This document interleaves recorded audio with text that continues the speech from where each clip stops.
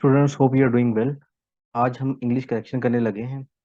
English correction में सबसे पहले हम सब्जेक्ट वर्ब एग्रीमेंट करेंगे। आप CSS आलमगीरियन का लेक्चर्स देख रहे हैं, ठीक है।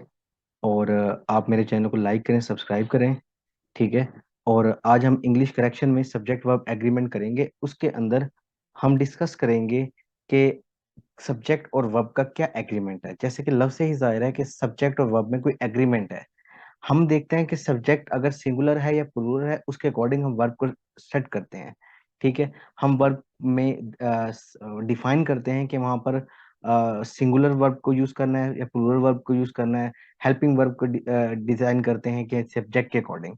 हमें समटाइम्स सब्जेक्ट का पता ही नहीं लगता कि वो सिंगुलर है या प्लूरल है, ठीक है। इस एग्रीमेंट को कहते हैं सब्जेक्ट वर्ब एग्रीमेंट, जिसके अंदर हम सब्जेक्ट की सिंगुलैरिटी और प्लूरैलिटी को देखकर हम वर्ब को डिफाइन करते हैं, उसके उसके अकॉर्डिंग वर्ब को सेट करते हैं। इसको कहते हैं सब्जेक्ट वर्ब एग्रीमेंट। ये क्या होता है हम आगे जाके एग्जांपल से देख लेंगे इसको। इसमें कुछ रूल्स हैं, ठीक है। नियर अबाउट को 35 रूल्स हैं, वो हम कर लेंगे। तो हमारी करेक्शन 70% करेक्शन हमारी सब्जेक्ट वर्ब एग्रीमेंट पर है। 70%, इन अदर वर्ड 70% जो मिस्टेक्स होती है स्टूडेंट्स की, वो सब्जेक्ट वर्ब एग्रीमेंट पर होती है। अदरवाइज 30% कोई मिस्टेक्स हो सकती हैं। जो 70% है वो इस पर मिस्टेक होती है सब्जेक्ट वर्ब एग्रीमेंट पर। अगर हम इसको अच्छे तरीके से कर लें तो हमारी करेक्शन 70% तक सॉल्व हो सकती है, ठीक है। अब अब हम डिस्कस करते हैं कि हमारा फर्स्ट रूल क्या है जिसके अकॉर्डिंग हमें चलना है। जैसे कि a compound subject joined by and generally takes a plural verb. अगर एक वर्ब एक कंपाउंड सब्जेक्ट होता है, जैसे कंपाउंड सब्जेक्ट क्या हो सकता है, यू एंड आई, ये कंपाउंड सब्जेक्ट है, ये एंड के साथ ज्वाइन कर रहा है तो ये हमेशा ये कंसीडर होगा प्लूरल, ठीक है। You and I are working, 4 and 4 make 8। फिर wealth and happiness are all Ravi wants. फिर bed and table were both very costly. Rice and wheat purchased a week before were both rotten. अब ये बात समझने वाली है, रूल 1 और rule 2 आपस में मिलते जुलते हैं। पहले हम रूल 2 पढ़ लेते हैं, उसके बाद हम इनका कंपैरिजन कर लेंगे, इस तरह आपको इजीली समझ आ जाएगा। अब रूल 2 क्या है, several singular subjects present the same person or thing when they form collective idea. अब जब कलेक्टिव आइडिया की बात होगी तो वो सिंगुलर होगा। जैसे कि राइस एंड करी इज हिज फेवरेट डिश। अब राइस एंड करी, हालांकि एंड आ गया, इवन देन हम उस पर इज लगा रहे हैं, आर नहीं लगा रहे। जबकि अगर हम पीछे जाके देखें तो वो देखें, अब थर्ड देखें, bed and table were both very costly. यहाँ हालांकि डिस्पाइट बेड एंड टेबल एक कंपाउंड सब्जेक्ट है, और इधर देखें तो ये भी कंपाउंड सब्जेक्ट है, राइस एंड करी, लेकिन यहाँ हम सिंगुलर यूज कर रहे हैं, वहां हम प्लूरल यूज कर रहे हैं। ये समझने वाली बात है। Bed and table both are different thing, ठीक है। बेड और चीज है, टेबल और चीज है, both are different thing. While rice and curry, ये इकट्ठे ही यूज होते हैं, इकट्ठे ही खाए जाते हैं। राइस एंड करी, जो राइस पर करी डालकर उसको खाया जा सकता है। जिस तरह टूथ एंड सिमिलर चीज है, स्लो एंड स्टडी सिमिलर चीज है, एक ही, जिसे कहते हैं कलेक्टिव आइडिया है ये। Bread and butter collective idea, whisky and soda collective idea, the crown and the glory ये कलेक्टिव आइडिया। जब कलेक्टिव आइडिया आएगा तो वो सिंगुलर कंसीडर होगा। यहां पर आप देखें, you and I collective idea idea नहीं है, यू डिफरेंट है, आई डिफरेंट है, ठीक है। 4 and 4 कलेक्टिव आइडिया नहीं है। वेल्थ एंड हैप्पीनेस, वेल्थ आपकी दौलत है, हैप्पीनेस खुशी है, कलेक्टिव आइडिया नहीं है। Bed and table collective idea नहीं है। इस तरह राइस एंड व्हीट नहीं है, राइस और चीज है और व्हीट और चीज है। व्हीट राइस के साथ नहीं खाया जा सकता, राइस व्हीट के साथ नहीं खाया जा सकता। आपको समझ आ गई होगी। अगर कलेक्टिव आइडिया है तो वो सिंगुलर कंसीडर होगा, और अगर एंड के साथ कोई कंपाउंड सब्जेक्ट है तो वो एंड के साथ अगर आता तो प्लूरल कंसीडर होगा। आपको रूल 1 और 2 आपस में डिफरेंस करके समझ आ गया होगा। अब आते हैं रूल नंबर 3। कहते हैं plural words that comes in between a singular subject its verb do not change the number of the subject. अगर प्लूरल वर्ब एक सिंगुलर जो आपका सब्जेक्ट है उसके दरमियान आ जाता है तो वो हमेशा उसका नंबर चेंज नहीं करेगा, वो सिंगुलर ही कंसीडर होगा। जैसे कि देखें, the sound of the bells was heard by everyone. अक्सर जो स्टूडेंट्स वो मिस्टेक करते हैं, जो बेल्स को देख के वहां पर वर लगा देते हैं, ठीक है, वो उसको प्लूरल कंसीडर कर देते हैं, जबकि नहीं, बात साउंड ऑफ द बेल्स हो रही है, ठीक है। बेल की साउंड, आवाज, उसकी बात हो रही है, एक साउंड की बात हो रही है, तो यहाँ पर सिंगुलर आएगा। One of the books is missing, one आएगा, one of the books is missing है ना, तो वन पीछे है, तो वन की बात हो रही है, असल एक बुक मिस है, बुक्स मिसिंग नहीं है, one of the books is missing, तो इस आएगा। हमें उसका आइडिया भी समझना है, सिर्फ ये नहीं देखना कि अगर सब्जेक्ट में एस या ई एस है, या सब्जेक्ट अगर आपका प्लूरल है तो वो प्लूरल होगा, नहीं, उसकी हमें मीनिंग समझना है कि पीछे बात क्या हुई है, किसके बारे में, बेसिक की बात किसके बारे में, जिसको हमें आगे वर्ब के साथ एग्रीमेंट बनाना सब्जेक्ट का। द वाटर ऑफ दो स्टीम्स वाज स्वीट। अब वाटर की बात हुई है, स्टीम्स की बात नहीं हुई। द वाटर ऑफ दो स्टीम्स वाज स्वीट, तो वाज आएगा। फिर the trouble with all those cars was slow speed. The trouble की बात हो रही है, कार्स की बात नहीं हो रही, तो इसलिए फिर यहाँ पर वाज आएगा। होप आपको रूल 3 भी समझ आ गया होगा। रूल 4 कहता है when words are added to a singular subject, अगर एक सिंगुलर सब्जेक्ट है उसके साथ ये वर्ड्स ऐड हो जाते हैं, with, together with, along with, in addition to, as well as, except, besides, and not, and no less than, अगर ये लफ्ज किसी सिंगुलर सब्जेक्ट के साथ आ जाए, the number of the subject remains singular.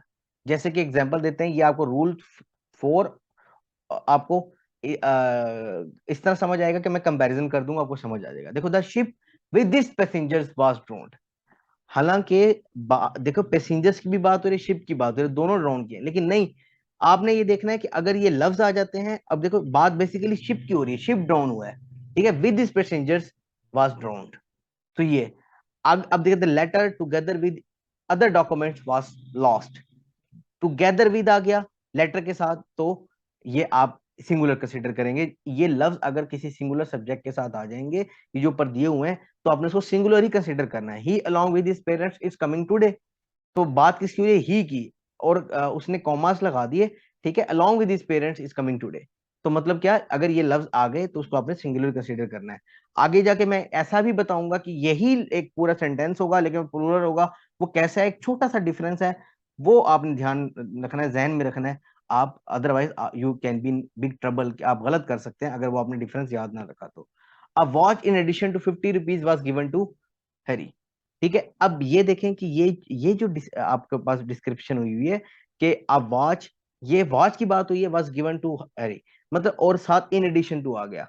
अगर ये जो ऊपर लफ्ज मैंने दिए वो आपको with, together with, along with, in addition to, as well as, except, besides, and not, and no less than, अगर ये लफ्ज आ जाते हैं किसी सब्जेक्ट के साथ और साथ कॉमाज आ जाते हैं, तो वो सिंगुलर कंसीडर होगा। अब मैं आगे आपको दिखाता हूँ, आपको समझ आ जाएगी।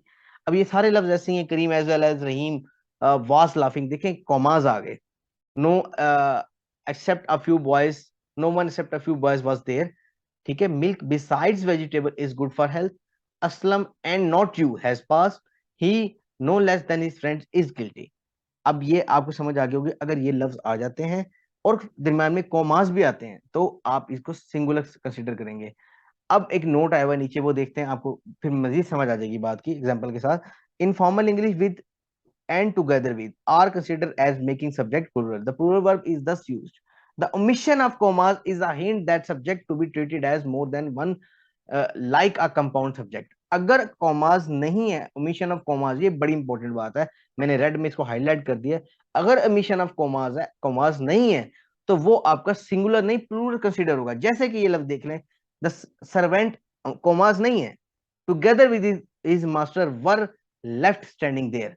अब अगर हम पीछे जाते हैं 1 मिनट के लिए, ठीक है, अब देख लें, ship with his passengers was drowned, अगर यहाँ कॉमर्स ना होता, ship with his passengers was drowned यूं होता, अगर कॉमर्स ना होता तो वर ड्रोन्ड आता, ठीक है। ये ओमिशन ऑफ कॉमर्स कर लेंगे तो वो प्लूरल हो जाएगा। ये बड़ा एक छोटा सा ट्रिक है, ये ट्रिकी सा है, इसको अच्छी तरह समझ लें, ठीक है। कि अब अगर आ जाते हैं लास्ट में, देखते हैं, a watch in addition to 50 rupees was given to Hari, अगर यह कॉमर्स ना आएगा तो वर गिवन टू हरी हो जाएगा, ठीक है। इसी तरह ही अब ये देखें, अब Karim as well as Rahim was laughing, ठीक है, अगर ये कोमाज ना आते तो इसका एज वेल एज का रूल आगे जाके हम पढ़ने लगे, एज वेल एज का रूल डिफरेंट होता है। आपको फर्स्ट सब्जेक्ट को देख के आपको वहां पर डिफाइन करना होता है क्या लगाना है, वो हम आगे जाके करेंगे, आपको वहां समझ आ जाएगी। अब milk besides vegetable is good for health, अगर यहाँ कॉमर्स ना होता तो मिल्क बिसाइड्स वेजिटेबल्स, ठीक है, आर गुड फॉर हेल्थ होता। आई थिंक आपको समझ आ गई होगी। अब आगे चलते हैं, rule 5, when two subjects are joined by as well as, देखिए as well as और and का मतलब सेम होता है, कई लोग as well as लगा लेते हैं, कहीं पर and लगा लेते हैं, लेकिन as well as ट्रिकी है, and ट्रिकी नहीं। and लगा लेने से आपने and में ये देखना है कि अगर कलेक्टिव आइडिया है तो सिंगुलर है, अगर वो एक कलेक्टिव आइडिया नहीं है तो प्लूरल कंसीडर होगा। एंड में ये देखना है आपको, यूजुअली एंड के साथ प्लूरल ही आते हैं। तो लेकिन एज वेल एज के साथ ये ट्रिक है, ये ट्रिकी है एक। एज वेल एज अगर आप यूज करेंगे तो आपको एक बात का ख्याल रखना पड़ेगा कि उसमें आपको क्या करना है। ये देखें, कहता है the verb agrees in number and person with the first one. अब देखें, he as well as they is ready to jump. He as well as they के बाद तो आर आता है, लेकिन यहाँ पर क्या लगाया है, इज लगाया है। वो इज क्यों लगाया कि आपने एज वेल एज में फर्स्ट को देखना है, आपका first subject. You are going to look at your first subject, जो फर्स्ट सब्जेक्ट है उसके अकॉर्डिंग आपने वहां पर लगाना है। अब देखिए, my comrades as well as I are visiting Delhi. हालांकि आई के बाद तो एम आता है, लेकिन हमने इसके मुताबिक नहीं लगाना होता एज वेल एज में। एज वेल एज में हमें हमेशा अपने फर्स्ट सब्जेक्ट के अकॉर्डिंग लगाना है, कॉमरेड्स के अकॉर्डिंग लगाना है, कॉमरेड्स। ठीक है, आपने वहां पर आर लगाना है। होप आपको समझ आ गई होगी कि इन शॉर्ट वर्ड्स आपको फर्स्ट सब्जेक्ट के अकॉर्डिंग सेट करना होता है। अगर फर्स्ट सब्जेक्ट आपका सिंगुलर है तो आप वर्ब से पहले जो हेल्पिंग वर्ब लगाएंगे वो उसके अकॉर्डिंग सिंगुलर लगाएंगे। अगर फर्स्ट सब्जेक्ट आपका प्लूरल है तो हेल्पिंग वर्ब से पहले, तो वर्ब से पहले जो हेल्पिंग वर्ब लगेगा, या वर्ब को आप डिफाइन करेंगे according to first subject that is before as well as. ठीक है, होप आपको समझ